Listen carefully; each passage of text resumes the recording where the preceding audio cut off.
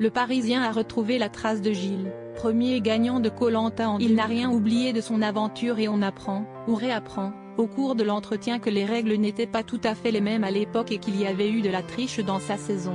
Gilles a aujourd'hui 56 ans et c'est avec joie qu'il revient notamment sur sa grande frayeur de participer à cette nouvelle émission d'aventure que personne ne connaissait, surtout que la même année était diffusé à la télévision le premier show de télé-réalité, Loft Story, lors duquel les candidats ont été propulsés au rang de stars. Avec Gwenaël, l'autre finaliste de notre édition, on était terrorisés. Quand on a vu les gens qui sautaient sur le premier candidat éliminé du Loft, on a heureusement, il n'y a pas du tout eu le même phénomène avec Koh-Lanta. Il évoque aussi les différences qui existent entre sa saison et les éditions plus récentes. L'occasion de découvrir ou redécouvrir que ses coéquipiers lui avaient le droit à des boîtes de conserve.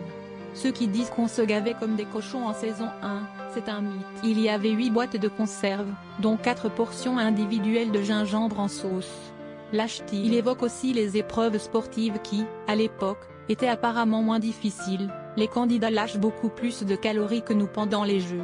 Gilles avait perdu 9 kilos lors de son passage sur son île déserte. Même s'ils avaient une base de nourriture, les candidats étaient affamés. Ils n'ont d'ailleurs pas hésité à fouiller les poubelles des équipes techniques. Dans Koh-Lanta 2001, il y a aussi eu de la triche et quelle triche. Une candidate avait tout bonnement subtilisé un briquet sur un bateau dans le but de faire du feu. Ça s'est passé dans l'autre équipe et c'est un candidat éliminé qui l'a dénoncé. C'est le genre de tricherie qui ne me serait pas venu à l'esprit, avoue-t-il. Un acte qui serait impossible aujourd'hui tant l'équipe de production veille sur tout.